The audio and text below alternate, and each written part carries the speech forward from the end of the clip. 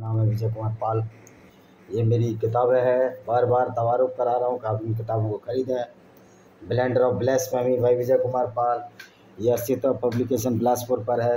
ये दूसरी किताब जौहर खरीदें, ये शाश्वत पब्लिकेशन पर है।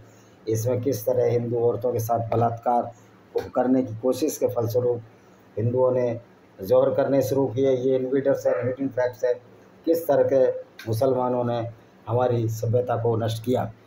तो दोस्तों आज का टॉपिक है, बहुत साधारण सा टॉपिक है, सर तन से जुदा के नारे इनके पैगंबर मोहम्मद की शिक्षा है। क्योंकि आप देखें बरेली में सर तन से जुदा के नारे लगते हैं, कभी लखनऊ में सर तन से जुदा के नारे लगते हैं। आखिर ये पागलपन मुसलमानों में आता कहाँ है?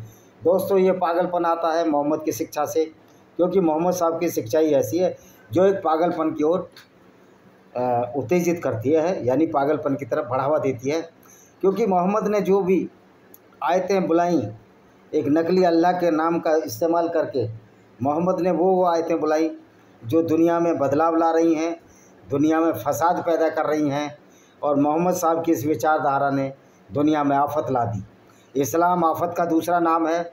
निश्चित तौर पर ये आफत ही है कि जहाँ पूरी दुनिया को अल्लाह के नाम पर मोहम्मद ने दो हिस्सों में बांट दिया, एक थे गैर मुस्लिम और एक थे काफिर। तो आप समझ सकते हो काफिर वो लोग हैं जो इस्लाम को नहीं मानते, जैसे कि हिंदू, यहूदी, मुस्लिम, यहूदी, ईसाई, जैन, बौद्ध, सिख और जो भी अन्य धर्म हो आदि आदि।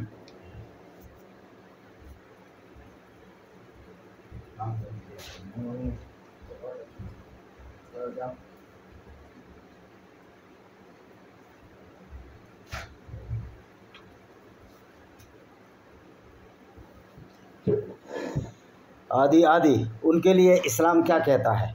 उनके लिए इस्लाम कहता है कि उनके सर कत्ल कर दो, उनको कत्ल करो, उनको कहीं भी भेज दो, लेकिन अगर वो इस्लाम कबूल ना करें तो वो उस देश में रहने का हक भी नहीं है।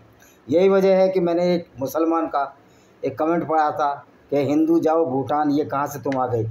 यानी कि इस्लाम इस तरह की गुंडागर्दी है कि दूसरों की ज़मीनें छीनता है। यानी कि इस्लाम से कोई बड़ा कोई माफिया नहीं है, और ये माफियागिरी इनके प्यारे पैगंबर मोहम्मद साहब कराते थे। यानी कि ज़मीन भी कब्जा करो, वेल्थ भी कब्जा करो, औरतें भी कब्जा करो और पूरी दुनिया में फसाद ला दो। न हया है न शर्म है। मोहम्मद की विचारधारा मानने वालों को हया और शर्म की ज़रूरत नहीं, क्योंकि मोहम्मद साहब ने खुद हया और शर्म का नामो निशान नहीं था। यही वजह है कि मोहम्मद साहब ने अपनी पुत्रवधू ज़ैनब से शादी की। ज़ैनब जो इनकी पुत्रवधू थी, और इसका सही बुखारी में उल्लेख है कि किस तरह, वो भी मैं आपको पढ़कर सुना देता हूँ। ज़ैनब इनके हरीथ, इनका जो बेटा था जो गोद लिया था मोहम्मद, उसकी पत्नी थी और इनकी मोहम्मद की चचेरी बहन थी। इनके यहाँ चचेरी बहनों का भी कोई ज़्यादा रेस्पेक्ट नहीं किया जाता है। तो ये हदीस है, मैं हदीस को बता देता हूँ। ये कौन सी हदीस थी? ये हदीस है 26:17 क्या कहती है उसके बारे में हम आपको बताते हैं। ये बुखारी की हदीस है 26:17।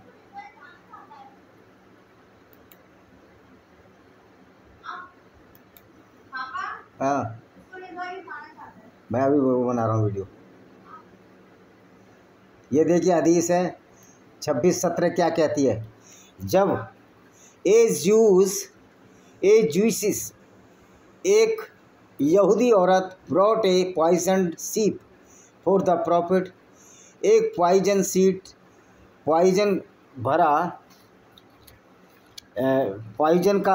भरा एक लैम्ब मलाई, हु एट फ्रॉम इट, जिसने इसको खा लिया। She was brought to the prophet and he was asked, shall we kill her? He said no, I continue to see the effect of poison on the plate of the mouth of Allah messenger, कि मैं अल्लाह के जो messenger है उसका असर देखना चाहती हूँ। एक दूसरी हदीस है कि मोहम्मद ने क्या किया, देखिए 26:17 और 44:28 क्या कहती है। तो इस मोहम्मद ने ये 44:28, हाँ ये है, ये देखिए, The prophet in his ailment, in which he died used to say, "Oh, I still feel the pain caused by the food." कहती है कि मैं अभी भी वो दर्द महसूस करता हूँ जो यहूदी स्त्री ने खैबर के दर्रे में मुझे खिलाया था। And this time I feel if my aorta is being cut, और ऐसा प्रतीत होता है कि मेरा अरोटा कट रहा है, मेरी धमनी कट रही है। अब सवाल ये है कि मोहम्मद ने क्या किया था? सफ़िया बिन्त हुय्या को लूटने के बाद उसी यहूदी औरत से खाना बनवा लिया। अब कोई यहूदी औरत तुम्हारे लिए खाना बनाएगी तो क्या वो तुमको अच्छा खाना खिलाएगी? क्योंकि तुम तो उसको मारने की बात कह रहे थे। लेकिन मोहम्मद किस तरह लोगों को बेवकूफ़ बनाते थे? वो कहते थे कि आप जो है 7 अजवा खजूर खा लो। अजवा खजूर एक तरह का खजूर होता है, तो आपकी मौत बच जाएगी। Every morning not will affected by the poison और magic on the days it's them. क्या अगर तुम कुछ भी जहर वहर खाओगे तो उससे तुम्हारी मौत नहीं होगी? तो मोहम्मद साहब ने अजवा खजूर क्यों नहीं खाए, ये सवाल आता है। तो इस तरह का झूठ बोला गया है ये। तो और दूसरी बात कि इन्होंने 3 शायरों को भी कत्ल कराया। मोहम्मद ने 3 शायर या कवि थे, जिसमें एक अंसा बिनते मरवान थी। असवा बिनते मरवान को मोहम्मद ने उसका सर कत्ल कराकर, और मोहम्मद ने उसका सर कत्ल कराया और मोहम्मद को उसका सर कटवा के भेज दिया। और वो एक औरत थी, अपनी झोंपड़ी में सो रही थी, मदीना में, गरीब औरत थी, शायरा थी, मोहम्मद की लूट काट का विरोध करती थी, उसका सर कत्ल करवा दिया। उसके बाद अबू अपाक जो कि 120 साल के थे, वो भी मोहम्मद की कविताओं और लूटपाट का विरोध करते थे। और जब कविताओं और लूटपाट का विरोध करते थे तो उन्होंने अबू अफाक को भी कत्ल करवा दिया। वो गर्मी में सो रहे थे, खुले आंगन में सो रहे थे। अबू अफाक और एक दूसरे यहूदी का सर कत्ल करवा दिया। और मज़े की बात है कि मोहम्मद ने जब उस औरत असवा बिनते मरवान को मरवाया तो मारने वाले एक अंधे आदमी ने पूछा इसकी सज़ा क्या है? मोहम्मद ने कहा अगर किसी कत्ल आदमी को, गैर मुस्लिम को कत्ल करते हैं तो उसकी कोई सज़ा नहीं है। तो ये थी गुंडागर्दी जो इनके प्यारे मोहम्मद सल्लल्लाहु अलैहि वसल्लम मोहम्मद बिन अब्दुल्ला ने फैलाई। आप देखिए ये गुंडागर्दी बरेली में नारे लगते हैं, पूरी दुनिया में आई लव मोहम्मद के नारे लगते हैं। आई लव मोहम्मद का मतलब है कि ऐसे मोहम्मद से प्यार करना जो पीडोफाइल था, यानी छोटी बच्चियों से शादी करते थे, जो गैर मुस्लिम औरतों के साथ बलात्कार करवा देते थे, और स्वयं भी सफ़िया बिन हुय्या के साथ 3 दिन तक ये खैबर में रंगरेलियाँ मनाते रहे, उसके पिता और पति को मारकर 17 साल की लड़की के साथ, और ये 54 ईयर्स का आदमी था। तो इस तरह मोहम्मद ने बहुत सारी दुनिया को बदल दिया और पूरी दुनिया में अफरा तफरी मचा दी, रक्तपात मचा दिया। और जिस पर ये इस्लामिक कंट्री, इनको गैरत नहीं, इनको शर्म नहीं, इस्लामिक कंट्री के राजा जिसको there is no hate, there is no same of these Islamic country heads that they are following the such type of the prophet who was the pedophile, the killer and the rapist and the purchasing of the women, sale and trade का business, औरतों को बेचना खरीदना, उसमें औरतें भी थी और आदमी भी थे, और औरतों को, गुलामों को ये आज़ाद करने की बात कहते हैं। तो एक मोहम्मद के एक साथी ने अपनी एक गुलाम औरत को आज़ाद कर दिया। तो उसने कहा अच्छा होता तुम इसको आज़ाद ना करते, इसके मामा, अपने मामा को इसका यूज करने देते, क्योंकि वो मतलब इस तरह ये शोषण करते थे और फिर औरतों को बाजार में बेच देते थे। एक काबिना शराफ थे जिसका भी सर तन से मोहम्मद ने कत्ल करा दिया। एक नहीं अनेकों किस्से हैं जो मोहम्मद ने बना दिया। और हफ्सा ने मोहम्मद साहब की एक रखेल थी, मारिया अलकिबतिया के साथ संबंध बनाते पकड़ लिया था। उसने जब हफ्सा को मोहम्मद साहब ने धोखे से भेज दिया कि तुम्हारे पापा बुला रहे हैं, और चूँकि सारे मदीने में रहते थे, सारे लुटेरों का गैंग था जिसके सरपरस्त मोहम्मद साहब थे, और हफ्सा के पिता उमर जो कि दूसरा खलीफा बना, ये सारे सरपरस्त थे लुटेरों के। तो ये वहाँ गया, हफ्सा उमर ससुर था मोहम्मद का, और हफ्सा को भेज दिया। तो हफ्सा ने अपनी माँ से पूछा कि मेरे पिताजी ने मुझे क्यों बुलाया? इन्होंने कहा कि उसने तो नहीं बुलाया, पिताजी तुम्हारे हैं ही नहीं, कहीं बाहर गए हैं। तो जब हफ्सा इसकी चाल समझ गई मोहम्मद की और भागी भागी आई, तो देखते हैं कि मोहम्मद मारिया अलकिबतिया जो एक कॉप्टिक ईसाई थी और जो कि अलेक्जेंडर के गवर्नर ने इनको गिफ्ट में दी थी, अलमकुकस उस गवर्नर का नाम था, इसको डिंगी डिंगी करते देख लिया और ये बाहर बैठी रही। तब मोहम्मद हाँफते हुए सांस उकड़ते बाहर आया और फिर हफ्सा को बोला कि आप किसी को बताना नहीं, लेकिन हफ्सा ने आयशा को बता दिया। आयशा वही जो 6 साल की जिसके मूर्ख बाप ने मोहम्मद को 51 साल की उम्र में सौंप दिया था।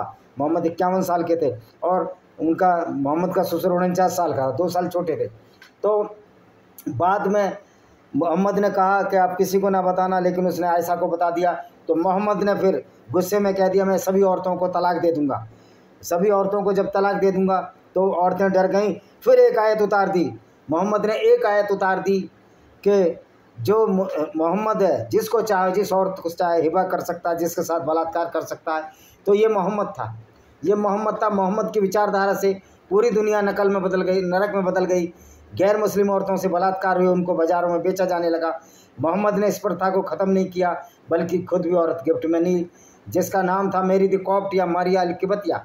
उसमें मोहम्मद की एक संतान पैदा हुई जिसका नाम था इब्राहिम। मोहम्मद साहब की विचारधारा ने दुनिया में आफत ला दी है। इस्लाम आफत का दूसरा नाम है और इसी आफत के बारे में मैंने ये किताब लिखी है, पैरानोइया ऑफ कल्ट्स। तो आपने देखा कि सर तन से जुदा के नारे तो मोहम्मद साहब खुद लगाते थे, खुद लोगों के सर कत्ल कराते थे, फिर ये लोग क्यों ना कराएं। ये मेरी किताब है डिस्क्रिमिनेटेड हिंदू, जिसमें हिंदुओं का किस तरह शोषण उत्पीड़न हुआ उसके बारे में कहानी है। और यह है democracy, panorama of democracy in Indian context. इसमें यह बताया गया है कि किस तरह हिंदुओं के साथ विश्वासघात होता रहा है।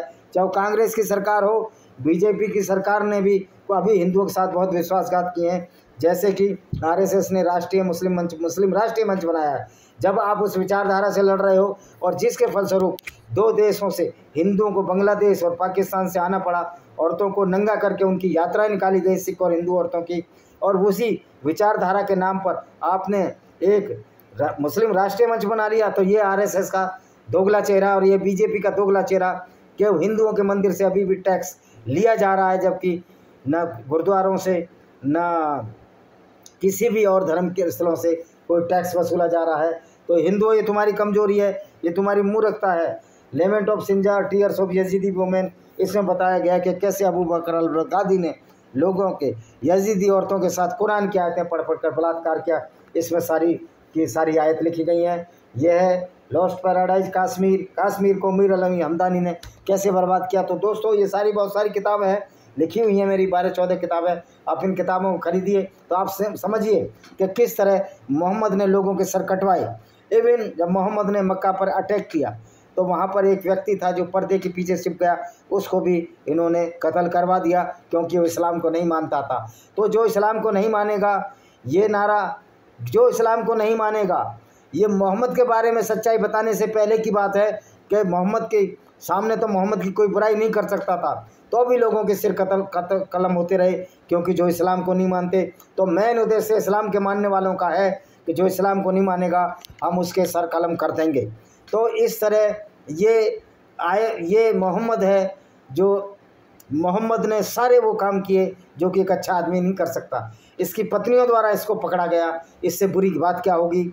जैनब जो पुत्र वधू से शादी कर ली, इससे बुरी बात क्या होगी। और फिर एक आयत उतार देता था अल्लाह के नाम पर कि मोहम्मद जिसको चाहे जिसके साथ कुछ भी कर सकता है। यानी कि ये उद्दंडता और उच्च श्रृंखलता का प्रतीक ये मोहम्मद की आइडियोलॉजी है, जिसमें कत्लो गारत, खून, बलात्कार। और मोहम्मद इससे भी गैरत की बात, बेगैरती क्या हो सकती है कि मोहम्मद साहब जो लूट करते थे उसमें से 5वां हिस्सा मोहम्मद साहब खुद रखते थे। ये इनके कुरान की आयतों में लिखता है, तो लिखी हुई है। और इनकी आयतों में, इनकी हदीसों में पढ़ने से ज्ञात हुआ है कि मोहम्मद किस तरह के कामुक व्यक्ति थे। वो फॉन्डलिंग भी किया करते थे, यानी कि जब आयशा मासिक स्राव से होती थी तो अपने जननांग में कपड़ा बांधकर उसको वो फॉन्डलिंग किया करते थे आयशा के साथ। वो अपना जननांग उसकी योनि में डाला करते थे। तो ये था मोहम्मद कि फॉन्डलिंग भी करता था और लोगों को सलाह भी देता था कि आप अगर सेक्स करते हो तो अजल करो या न करो, यानी वीर्य बाहर निकालो या न निकालो। लोगों को सलाह देता था कि अब अजल मत करो, वीर्य अंदर डालो, क्योंकि जो पैदा होंगे मुसलमान होंगे। ये किस तरह का आदमी था, इससे प्रतीत होता है कि हम कोई ऐसी किताब, एडल्ट फिल्म देख रहे हैं या क्रिमिनोलॉजी की किताब देख रहे हैं और फिर भी इसको मानने वालों का, लोगों का कितना ब्रेन वाश है। वजह क्या है, ये इतने हावी क्यों हैं? क्योंकि इनको समुचित जवाब नहीं दिया जाता। अगर समुचित जवाब दिया जाए तो 40 पुलिस वालों ने 2000 की भीड़ को बरेली में खदेड़ दिया। तो दोस्तों, इस विचारधारा के खिलाफ हमको लड़ना होगा।